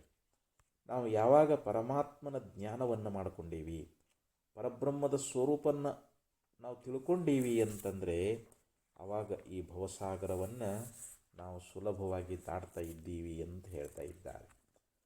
ಅಂದರೆ ಈ ಅಜ್ಞಾನ ಅನ್ನುವಂಥದ್ದು ಏನು ಮಾಡ್ಯದ, ಜೀವನಿಗೆ ಮೋಹವನ್ನು ಉಂಟು ಮಾಡ್ಯದ. ಆ ಮೋಹದಿಂದಲೇ ನಮಗೆ ಈ ಸಂಸಾರ ದುಃಖ ಅನ್ನುವಂಥದ್ದು ಪ್ರಾಪ್ತಿಯಾಗಿದೆ. ಭವಮಾಲೆಗೊಳಗಾದೆನೆಂಬುದೇ ಪುಷಿ, ನಿನ್ನ ವಿವರಿಸಿ ನೋಡು ನೋಡಲೇ ಜೀವನೇ ಅಂತ ಹೇಳಿದರು. ನಾವು ಈ ಸಂಸಾರ ನಾವು ಹುಡ್ತೀನಿ ಸಾಯ್ತೀನಿ ಅಂತ ನಾವೇನು ತಿಳ್ಕೊಂಡೇ ಅಲ್ಲ, ಇದು ಭ್ರಮ ಅಂತ ಹೇಳ್ತಾ ಇದ್ದಾರೆ. ಯಾಕಂದರೆ ನಮ್ಮ ನಿಜ ಸ್ವರೂಪವನ್ನು ನಾವು ಯಥಾರ್ಥವಾಗಿ ವಿಚಾರ ಮಾಡಿ ನೋಡಿದರೆ ನಾವು ಕೇವಲ ಬ್ರಹ್ಮಸ್ವರೂಪರೇ ಇದೀವಿ ಅಂತ. ಅದಕ್ಕೆ ಸಯೋಹ ವೈ ತತ್ಪರಮಂ ಬ್ರಹ್ಮವೇದ ಬ್ರಹ್ಮೈವ ಭವತಿ ನಾಶ್ಯಾವಿತ್ ಕುಲೇ ಭವತಿ ತರತಿ ಶೋಕಂ ತರತಿ ಪಾಪ್ಮಾನಂ ಗುಹಾಗ್ರಂಥಿಭ್ಯೋ ವಿಮುಕ್ತೋ ಅಮೃತೋ ಭವತಿ. ಅದಕ್ಕೆ ಉಪನಿಷತ್ತಿನಲ್ಲಿ ಒಂದು ಮಂತ್ರದಲ್ಲಿ ಬಹಳ ಸುಂದರವಾಗಿ ಹೇಳ್ತಾ ಇದ್ದಾರೆ, ಯಾರು ಸದ್ಗುರು ಸನ್ನಿಧಾನಕ್ಕೆ ಹೋಗಿ ಗುರುಗಳ ಸೇವಾದಿಗಳನ್ನು ಮಾಡಿ ಅವರನ್ನು ಪ್ರಸನ್ನಗೊಳಿಸಿ ಅವರಿಂದ ನಾವು ಆತ್ಮಜ್ಞಾನವನ್ನು ಮಾಡಿಕೊಂಡೀವಿ, ಆ ಪರಬ್ರಹ್ಮದ ಸ್ವರೂಪವನ್ನು ನಾವು ಅರ್ಥಕೊಂಡೀವಿ ಅಂತಂದರೆ ನಾವು ಬ್ರಹ್ಮವೇ ಆಗಿಬಿಡ್ತೀವಿ ಅಂತ. ನಾವು ಪರಬ್ರಹ್ಮ ಸ್ವರೂಪರ ಅದೀವಿ. ನಮಗೆ ಅಜ್ಞಾನ ಅನ್ನುವಂಥದ್ದು ಏನು ಮಾಡ್ಯದ ಅಂತಂದರೆ ಈ ದೇಹಾದಿಗಳಲ್ಲಿಯೇ ಸತ್ಯತ್ವ ಬುದ್ಧಿಯನ್ನು ಮಾಡಿ ದೇಹವೇ ನಾನು ಅನ್ನುವಂಥ ಈ ಒಂದು ಭ್ರಾಂತಿ ಅನ್ನುವಂಥದ್ದನ್ನು ಉಂಟು ಮಾಡ್ಯದ. ಅದಕ್ಕೆ ಏಕಶತ್ರುರ್ನ ದ್ವಿತೀಯೋಸ್ತಿ ಶತ್ರು ಅಜ್ಞಾನತುಲ್ಯ ಪುರುಷಸ್ಯ ರಾಜನ್ ಏನಾವೃತ ಕುರುತೆ ಸಂಪ್ರಮತ್ತೋ ಘೋರಾಣಿ ಕರ್ಮಾಣಿ ಸುದೌರಾಣಾನಿ ಅಂತ ಹೇಳ್ತಾರೆ. ನಮಗೆ ಒಬ್ಬ ಶತ್ರು ಅದಾನ, ಮತ್ತೊಬ್ಬ ಶತ್ರುಗಳು ಯಾರಿಲ್ಲ. ಅದು ಯಾವುದು ಅಂದರೆ ಅಜ್ಞಾನ. ಅಜ್ಞಾನಕ್ಕೆ ಸಮಾನವಾಗಿರತಕ್ಕಂಥ ಶತ್ರು ಈ ಲೋಕದೊಳಗೆ ಯಾರಾದರೂ ಅದಾರೇನು ಅಂತಂದರೆ ಇಲ್ಲ. ಆ ಅಜ್ಞಾನದ ಆವರಣ ಆಗಿರುವುದರಿಂದ ನಾವು ಈ ಶರೀರಾದಿಗಳಲ್ಲಿ ಅಭಿಮಾನವುಳ್ಳವರಾಗಿ ಶರೀರವೇ ನಾನು ಅಂತ ತಿಳ್ಕೊಂಡು ಅನೇಕ ಘೋರವಾಗಿರ್ತಕ್ಕಂಥ ಕರ್ಮಗಳನ್ನು ಮಾಡ್ತಾ ಇದ್ದೀವಿ. ಆ ದಾರುಣವಾಗಿರ್ತಕ್ಕಂಥ ಕರ್ಮಗಳಲ್ಲಿ ತೊಡಗಿ ಆ ಕರ್ಮ ಫಲವನ್ನು ಅನುಭವಿಸೋದಕ್ಕೋಸ್ಕರವಾಗಿ ಮತ್ತೆ ನಾವು ಜನ್ಮಗಳನ್ನು ಎತ್ತುತ್ತಾ ಇದ್ದೀವಿ. ಅದಕ್ಕೆ ಇಂಥ ಒಂದು ಆ ಮರವೆ ಎನ್ನುವಂಥದ್ದು ಏನಾಗ್ಯದ, ನಮ್ಮ ಸ್ವರೂಪದ ಮರವೆ ಎನ್ನುವಂಥದ್ದೇ ಈ ಭ್ರಾಂತಿಗೆ ಕಾರಣ ಆಗ್ಯದ. ಈ ಭ್ರಾಂತಿ ಭ್ರಮೆ ಅನ್ನುವಂಥದ್ದು ಬಂತು ಅಂತಂದರೆ ಇದೇ ಒಂದು ಬಹುದುಃಖ ಅಂತ ಹೇಳಿಸ್ಕೊಳ್ತದೆ. ನಮ್ಮ ಇರುವನ್ನು ನಾವು ತಿಳ್ಕೊಳ್ಬೇಕು. ಅದಕ್ಕೆ ಅದನ್ನು ತಿಳಿಸ್ಕೊಡೋರು ಯಾರು ಅಂದರೆ ಸದ್ಗುರುಗಳು. ಆ ಸದ್ಗುರು ನಮಗೆ ಯಥಾರ್ಥವಾದ ಸ್ವರೂಪ ಜ್ಞಾನವನ್ನು ನಮಗೆ ಮಾಡಿಕೊಡ್ತಾ ಇದ್ದಾರೆ. ಅದಕ್ಕೆ ಇಲ್ಲಿ ಅದಕ್ಕೇನು ಹೇಳ್ಕೊಂಡು ಬಂದರು ಅಂತಂದರೆ ಸಯೋಹ ವೈ ತತ್ಪರಮಂ ಬ್ರಹ್ಮವೇದ ಬ್ರಹ್ಮೈವ ಭವತಿ ನಾಸ್ಯಾ ಬ್ರಹ್ಮವಿತ್ಕುಲೇ ಭವತಿ. ಇವನ ಒಂದು ಸಂಪ್ರದಾಯದೊಳಗೆ ಅಥವಾ ಇವನ ವಂಶದೊಳಗೆ ಎಲ್ಲರೂ ಬ್ರಹ್ಮವಿದರೇ ಹುಟ್ಟುತ್ತಾರೆ ಹೊರತು ಬ್ರಹ್ಮವನ್ನು ಅರಿಯದವರು ಯಾರೂ ಹುಟ್ಟಲಾರರು. ತರತಿ ಶೋಕಂ, ಇವನು ಶೋಕ ಸಾಗರವನ್ನು ದಾಟ್ತಾ ಇದ್ದಾನೆ. ಇವನಿಗೆ ಯಾವುದೇ ಒಂದು ದುಃಖ ಅನ್ನುವಂಥದ್ದು ಉಳಿತದೇನೋ ಅಂತಂದರೆ ಇಲ್ಲ. ತರತಿ ಪಾಪ್ಮಾನಂ, ಇವನಲ್ಲಿರ್ತಕ್ಕಂಥ ಎಲ್ಲ ಪಾಪಗಳು ಜನ್ಮಾಂತರದಲ್ಲಿ ಮಾಡಿಕೊಂಡು ಬಂದಿರತಕ್ಕಂಥ ಸಕಲ ಪಾಪಗಳು ಆ ಜ್ಞಾನಾಗ್ನಿಯನ್ನು ಸುಟ್ಟು ಹಾಕಿಬಿಡ್ತದೆ. ಅದಕ್ಕೆ ಜ್ಞಾನಾಗ್ನಿ ಸರ್ವಕರ್ಮಾಣಿ ಭಸ್ಮಸಾತ್ ಕುರುತೆ ಅರ್ಜುನ. ಜ್ಞಾನ ಅನ್ನುವಂಥ ಅಗ್ನಿ ಏನು ಮಾಡ್ತು ಅಂತಂದರೆ ಇವನ ಸಮಸ್ತ ಕರ್ಮಗಳನ್ನು ಸಂಚಿತ ಆಗಾಮಿ ಏನು ಕರ್ಮಗಳದಾವಲ್ಲ ಎಲ್ಲ ಕರ್ಮಗಳನ್ನು ಅದು ನಾಶ ಮಾಡಿಬಿಡ್ತದೆ. ಇನ್ನು ಪ್ರಾರಬ್ಧ ಅನ್ನುವಂಥದ್ದು ಭೋಗ ಕೊಟ್ಟು ಅದು ಕೂಡ ನಷ್ಟ ಆಗಿ ಹೋಗಿಬಿಡ್ತದೆ. ಅದಕ್ಕೆ ತರತಿ ಶೋಕಂ ತರತಿ ಪಾಪ್ಮಾನಂ ಗುಹಾ ಗ್ರಂಥಿಭ್ಯೋ ವಿಮುಕ್ತೋ ಅಮೃತೋ ಭವತಿ. ಇಲ್ಲಿ ಹೃದಯ ಗ್ರಂಥಿಯ ಛೇದನ ಆಗ್ತದೆ. ಆತ್ಮ ಅನಾತ್ಮಗಳ ಯಾವ ಬೆರಿಕೆ ಅನ್ನುವಂಥದ್ದಾಗಿತ್ತಲ್ಲ, ಆತ್ಮನ ಧರ್ಮಗಳನ್ನು ಅನಾತ್ಮದಲ್ಲಿ, ಅನಾತ್ಮದ ಧರ್ಮಗಳನ್ನು ಆತ್ಮನಲ್ಲಿ ಇವೆರಡನ್ನು ಸೇರಿಸಿ ತಿಳ್ಕೊಂಡಿದ್ದ. ಅಂದರೆ ನಾನು ಹುಟ್ಟುತ್ತೀನಿ, ನಾನು ಸಾಯ್ತೀನಿ, ನಾನು ನೋಡ್ತೀನಿ, ನಾನು ಕೇಳ್ತೀನಿ, ನಾನು ಹೋಗ್ತೀನಿ ಬರ್ತೀನಿ, ನಾನು ಕರ್ತಾ ಭೋಗ್ತಾ ಅನ್ನುವಂಥ ಈ ಒಂದು ಅನ್ಯೋನ್ಯ ಅಧ್ಯಾಸ ರೂಪವಾಗಿರ್ತಕ್ಕಂಥ ಭ್ರಮ ಆಗಿತ್ತಲ್ಲ, ಆ ಭ್ರಮ ಅನ್ನುವಂಥದ್ದು ನಿವೃತ್ತಿಯಾಗಿ ಹೋಗಿಬಿಡ್ತದೆ. ಹೆಂಗೆ ಕರ್ಣ ತನ್ನನ್ನು ಮರೆತಿದ್ದ, ನಾನು ರಾಧಾಪುತ್ರ ಅಂತ ತಿಳ್ಕೊಂಡಿದ್ದ. ಯಾವಾಗ ಕೃಷ್ಣ ಪರಮಾತ್ಮ ಬಂದು ಉಪದೇಶ ಮಾಡಿದ, ನೋಡಪ್ಪ ನೀನು ಕುಂತಿ ಪುತ್ರನ ಅದಿ, ನಿನ್ನ ಜನ್ಮದ ವೃತ್ತಾಂತ ನಿನಗೆ ಗುರುತಿಲ್ಲ. ರಾಧೆ ನಿನ್ನನ್ನು ಸಾಕಿದಾಳ, ಆದರೆ ನೀನು ರಾಧೆಯಿಂದ ಜನ್ಮಿಸಿಲ್ಲ. ಈ ಕುಂತಿನೇ ನಿನಗೆ ಜನ್ಮವನ್ನು ಕೊಟ್ಟಿದ್ದಾಳೆ, ನೀ ಕ್ಷತ್ರಿಯನ ಅದಿ ಅಂತ ಉಪದೇಶ ಮಾಡಿದ. ಮತ್ತು ಕುಂತಿದೇವಿಯೂ ಕೂಡ ಬಂದು ಹೇಳಿದ್ಲು, ನೋಡಪ್ಪ ನೀ ನನ್ನ ಮಗನ ಅದಿ ಅಂತ ಹೇಳಿದಾಗ ಅವಾಗ ಕರ್ಣನಿಗೆ ಅವಾಗ ಅನ್ನಿಸ್ತು, ಓಹೋ ನಾ ಇಲ್ಲಿವರೆಗೆ ರಾಧಾಪುತ್ರ ಅಂತ ತಿಳ್ಕೊಂಡಿದ್ದೆ, ನಾನು ನಿಜವಾಗಿಯೂ ಕುಂತಿ ಪುತ್ರನದೀನಿ, ನಾನು ಕ್ಷತ್ರಿಯನ ಅದೀನಿ ಎನ್ನುವಂಥ ಯಥಾರ್ಥ ಜ್ಞಾನ ಆಗಿ ಅವನು ಸುಖಿಯಾದ. ಹಾಗೆ ಇಲ್ಲಿ ನಾವು ಕೂಡ ಈ ದೇಹದ ಸಂಘವನ್ನು ಮಾಡಿಕೊಂಡು ಈ ದೇಹದ ಧರ್ಮಗಳು ನನಗದಾವು, ನಾನು ಹುಟ್ಟು ಸಾವಿನಿಂದ ಕೂಡ್ಕೊಂಡೀನಿ, ನನಗೆ ಅರಿವು ಮರವೆಗಳದಾವು, ನಾನು ಸುಖಿ ನಾನು ದುಃಖಿ, ನಾನು ಕರ್ತ ನಾನು ಭೋಕ್ತಾ ಅನ್ನುವಂಥ ಈ ಒಂದು ಭ್ರಾಂತಿ ಅನ್ನುವಂಥದ್ದು ನಮಗೆ ಆಗ್ಯದ. ಸದ್ಗುರುಗಳು ಬಂದು ನಮಗೆ ಉಪದೇಶ ಮಾಡ್ತಾರೆ, ನೋಡಪ್ಪ ನಿನಗೆ ಸಂಸಾರ ಅನ್ನುವಂಥದ್ದೇ ಇಲ್ಲ, ನಿನಗೆ ಹುಟ್ಟು ಸಾವುಗಳೇ ಇಲ್ಲ, ನೀನು ಕೇವಲ ಪರಬ್ರಹ್ಮ ಸ್ವರೂಪನ ಅದಿ ಎನ್ನುವಂಥ ದಿವ್ಯವಾಗಿರ್ತಕ್ಕಂಥ ಜ್ಞಾನೋಪದೇಶವನ್ನು ನಮಗೆ ಮಾಡ್ತಾ ಇದ್ದಾರೆ. ಆವಾಗ ನಾವು ಓಹೋ ನಾನು ಇದುವರೆಗೆ ಈ ದೇಹಾದಿ ಅನಾತ್ಮಗಳೇ ನಾನು ಅಂತ ತಿಳ್ಕೊಂಡಿದ್ದೆ, ಇದರಿಂದ ನನಗೆ ಬಹುದುಃಖ ಅನ್ನುವಂಥದ್ದಾಗಿತ್ತು, ನಾನು ಕೇವಲ ಬ್ರಹ್ಮರೂಪನೇ ಇದ್ದೀನಿ, ಅಹಂ ಬ್ರಹ್ಮಾಸ್ಮಿ ಅನ್ನುವಂಥ ಯಥಾರ್ಥ ಜ್ಞಾನೋದಯ ಆಯಿತು ಅಂತಂದರೆ ಆವಾಗ ಈ ದೇಹದ ಮೇಲಿರ್ತಕ್ಕಂಥ ಇಲ್ಲಿ ಅಹಂಕಾರ ಮಮಕಾರಗಳು, ಈ ಅಹಂಕಾರ ಮಮಕಾರಗಳೇ ನಮ್ಮ ಜನ್ಮಕ್ಕೆ ಕಾರಣ ಆಗಿದ್ದಾವೆ. ಈ ಅಹಂಕಾರ ಮಮಕಾರಗಳೆಲ್ಲ ಅಳೆದು ಹೋಗಿಬಿಡ್ತಾ ಇದ್ದಾವೆ. ನಾನು ಬ್ರಹ್ಮನಿದ್ದೇನೆ ಅನ್ನುವಂಥ ಒಂದು ಅಪರೋಕ್ಷ ಜ್ಞಾನ ಆಯಿತು ಅಂತಂದರೆ, ದೃಢಾಪರೋಕ್ಷ ಬ್ರಹ್ಮಜ್ಞಾನ ಆದಾಗ ಇವನಿಗೆ ಸಂಸಾರ ಅನ್ನುವಂಥದ್ದು ಅದೇನು ಅಂತಂದರೆ ಇಲ್ಲ. ಸಂಸಾರ ಅಂತಂದ್ರೆ ಏನು? ಅಜ್ಞಾನ ಮೂಲಕವಾಗಿ ಜನ್ಮವನ್ನು ಹೊಂದುವುದೇ ಸಂಸಾರ ಅಂತ ಕರೀತಾ ಇದ್ದಾರೆ. ನಮ್ಮ ಸ್ವರೂಪವನ್ನು ಮರೆತು ದೇಹಾದಿಗಳಲ್ಲೇ ಆತ್ಮಭಾವನೆ ಉಳ್ಳವರಾಗಿ ನಾವು ಇದನ್ನು ಸತ್ಯ ಅಂತ ತಿಳ್ಕೊಂಡೇವಲ್ಲ, ಇದರಿಂದಲೇ ನಮಗೆ ಜನ್ಮಗಳು ಪ್ರಾಪ್ತವಾಗ್ತಾ ಇದ್ದಾವೆ. ಬ್ರಹ್ಮವಿತ್ ಬ್ರಹ್ಮೈವ ಭವತಿ, ಬ್ರಹ್ಮವನ್ನು ಅರಿತವನು ಬ್ರಹ್ಮವೇ ಆಗುತ್ತಾನೆ ಅಂಥೇಳಿ ನಮಗೆ ಯಾವ ಶ್ರುತಿಗಳು ಕೂಡ ಉಪದೇಶವನ್ನು ಮಾಡಿಕೊಂಡು ಬರ್ತಾ ಇದ್ದಾವೆ. ಅದಕ್ಕೆ ನಾವು ಅಂತಹ ಶ್ರೇಷ್ಠವಾಗಿರ್ತಕ್ಕಂಥ ಜ್ಞಾನವನ್ನು ಮಾಡಿಕೊಳ್ಬೇಕು.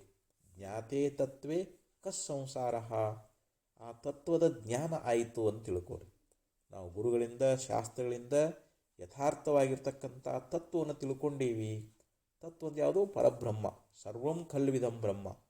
ಈ ನೋಡ್ತಕ್ಕಂಥ ಸಮಸ್ತ ಜಗತ್ತನ್ನುವಂಥದ್ದು ಇದು ಬ್ರಹ್ಮರೂಪವೇ. ಅದು ನಮ್ಮ ಅಜ್ಞಾನ ದೃಷ್ಟಿಗೆ ಇದು ಬ್ರಹ್ಮಕ್ಕಿಂತ ಭಿನ್ನವಾಗಿ ಕಾಣಿಸ್ಲಿಕ್ಕತ್ತದು. ಚಿತ್ತೊಂದೆಯದು ಗುರು ಶಂಭು ಲಿಂಗವೆಂದು ಉತ್ತಮ ಶ್ರುತಿ ಸಾರುತ್ತಿರೆ, ಮತ್ತೆ ನೀನೋರ್ವನಲ್ಲದೆ ಬರಿದೆ ಮೋಹಿಸುತ್ತಿರ್ಪೆ ನಾಮರೂಪವನು ಅಂತ ಶ್ರೀಮನ್ ನಿಜುಣಶಿವಳವರು ನಮಗೆ ಉಪದೇಶ ಅನ್ನುವಂಥದ್ದನ್ನು ಮಾಡಿಕೊಂಡು ಬಂದರು.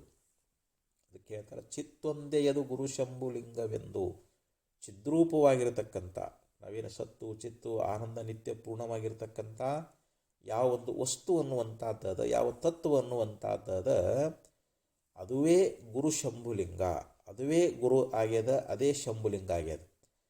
ಅಂಥ ಶಂಭುಲಿಂಗವೇ ನಾವಾಗಿದ್ದೀವಿ. ಉತ್ತಮ ಶ್ರುತಿ ಸಾರುತ್ತಿರೆ ಮತ್ತೆ ನೀನೋರ್ವನಲ್ಲದೆ ಬರಿದೆ ಮೋಹಿಸ್ತಿರ್ಪೆ ನಾಮರೂಪವನು ಅಂತ ಹೇಳಿದರು. ಇರುವಂಥ ವಸ್ತು ಯಾವುದು ಅಂತಂದರೆ ಅದು ಪರಬ್ರಹ್ಮ ಸ್ವರೂಪ, ಅದೇ ನೀನಾಗಿರ್ತಕ್ಕಂಥವನು. ನಿನಕ್ಕಿಂತಲೂ ಭಿನ್ನವಾಗಿ ತೋರ್ತಕ್ಕಂಥ ಈ ನಾಮರೂಪಾತ್ಮಕ ಪ್ರಪಂಚ ಅನ್ನುವಂಥದ್ದೇನದದು, ನಾಮರೂಪಗಳು ಮಿಥ್ಯಾದವು, ಅವು ಮಾಯಾ ಕಲ್ಪಿತಗಳದಾವು. ಅಸ್ಥಿಭಾತಿ ಪ್ರಿಯರೂಪವಾಗಿರ್ತಕ್ಕಂಥ ಯಾವ ಬ್ರಹ್ಮ ವಸ್ತು ಅನ್ನುವಂಥದ್ದೇನದ ಅದು ಸತ್ಯದ, ಅದೇ ನೀನಾಗಿದೆಯಾ. ನಿನ್ನನ್ನು ಬಿಟ್ಟು ಈ ಏನಾದರೂ ಈ ಜಗತ್ತು ಅದೇನು ಅಂತಂದರೆ ಇಲ್ಲ. ಮತ್ತ ಪರತರಂ ನಾಣ್ಯತ್ ಕಿಂಚಿದಸ್ತಿ ಧನಂಜಯ ಮೈ ಸರ್ವಮಿದಂ ಪ್ರೋತಂ ಸೂತ್ರೇ ಮಣಿಗಣ ಇವ ಅಂತ ಗೀತೆಯಲ್ಲಿ ಪರಮಾತ್ಮ ಹೇಳ್ತಾರೆ. ಮತ್ತ ಪರತರಂ ನಾಣ್ಯತ್, ನನಗಿಂತಲೂ ಭಿನ್ನವಾಗಿರ್ತಕ್ಕಂಥದ್ದು ಇನ್ನೊಂದು ಏನಾದರೂ ಅದೇನು ಅಂತಂದರೆ ಇಲ್ಲ. ಭಗವಂತ ಹೇಳ್ತಾರೆ, ಮತ್ತಃ ಪರತರಂ ನಾಣ್ಯತ್ ಕಿಂಚಿದಸ್ತಿ ಧನಂಜಯ. ಕಿಂಚಿತ್ತು ಬ್ರಹ್ಮಕ್ಕೆ ಭಿನ್ನವಾಗಿರ್ತಕ್ಕಂಥ ಯಾವುದೇ ಈ ಜಗತ್ತನ್ನುವಂಥದ್ದು ಕಿಂಚಿತ್ತಾದರೂ ಅದೇನು ಅಂತಂದ್ರೆ ಇಲ್ಲ. ಅದಕ್ಕೆ ನೇಹನಾನಾಸ್ತಿ ಕಿಂಚನ. ಶ್ರುತಿಯು ಕೂಡ ನಮಗೆ ಅಪ್ಪಣೆ ಕೊಡಿಸ್ತಾ ಇದ್ದಾಳೆ. ಈ ಬ್ರಹ್ಮದೊಳಗೆ ನಾನತ್ವ ಅನ್ನುವಂಥದ್ದು ಅದೇನು ಅಂತಂದ್ರೆ ಇಲ್ಲವೇ ಇಲ್ಲ. ಅದಕ್ಕೆ ಅಂಥ ಏಕಮೇವ ಅದ್ವಿತೀಯವಾಗಿರ್ತಕ್ಕಂಥದ್ದು ಅದು ತತ್ವ, ಅದು ಬ್ರಹ್ಮತತ್ವ. ಆ ಬ್ರಹ್ಮ ಸ್ವರೂಪವೇ ನಾವದೀವಿ. ಅಂಥ ಒಂದು ಸ್ವರೂಪದ ಜ್ಞಾನವನ್ನು ನಾವು ಮಾಡಿಕೊಂಡೀವಿ ಅಂತಂದರೆ ಅದೇ ಪರಬ್ರಹ್ಮ ದೈವಿನಿಂದ ಉರಿಜಾಣ್ಮೆಯುಂಟೆ ಅಂತ ಹೇಳಿದರು. ಇಂತಹ ಪರಬ್ರಹ್ಮದ ಜ್ಞಾನವನ್ನು ಮಾಡಿಕೊಳ್ಳುವುದರಿಂದ ಇದಕ್ಕಿಂತಲೂ ಮಿಗಿಲಾಗಿರ್ತಕ್ಕಂಥ ಜಾಣತನ ಬುದ್ಧಿವಂತಿಕೆ ಅನ್ನುವಂಥದ್ದು ಈ ಲೋಕದೊಳಗೆ ಅದೇನು ಅಂತಂದ್ರೆ ಇಲ್ಲ ಅಂಥೇಳಿ ನಮಗೆ ಉಪದೇಶವನ್ನು ಮಾಡ್ಕೊಂಡು ಬರ್ತಾ ಇದ್ದಾರೆ. ಅದಕ್ಕಂಥ ಶ್ರೇಷ್ಠವಾಗಿರ್ತಕ್ಕಂಥ ತತ್ವಜ್ಞಾನ ಮಾಡಿಕೊಂಡೀವಿ ಅಂತಂದರೆ ನಾವು ಮುಕ್ತರಾಗ್ತಾ ಇದ್ದೀವಿ. ನಮಗೆ ಈ ಸಂಸಾರ ಅನ್ನುವಂಥದ್ದೇ ಇಲ್ಲ. ಇದು ಸಂಸಾರ ನಮಗೆ ಭ್ರಾಂತಿಯಿಂದ ತೋರ್ಲಿಕ್ಕತ್ತದ. ಇದು ಅಜ್ಞಾನ ಮೂಲಕವಾಗಿ ತೋರ್ತಾ ಇದೆ. ಆ ಜ್ಞಾನ ಒಂದು ಸುಜ್ಞಾನವನ್ನು ನಾವು ಪಡ್ಕೊಂಡೀವಿ ಮಹಾತ್ಮರಿಂದ, ಶಾಸ್ತ್ರಗಳಿಂದ.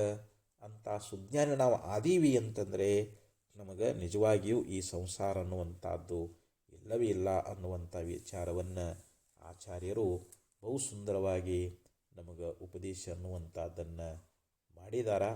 ಅಂಥ ಜ್ಞಾನವನ್ನು ಮಾಡಿಕೊಂಡು ನಾವೆಲ್ಲರೂ ಮುಕ್ತರಾಗೋಣ, ಈ ಭವಸಾಗರದಿಂದ ಪಾರಾಗೋಣ ಅನ್ನುವಂಥ 4 ಮಾತಿನ ಸೂಚನೆ ಕಲ್ಪಿಸಿ ಇಲ್ಲಿಗೆ ವಿರಮಿಸ್ತಾ ಇದ್ದೇನೆ.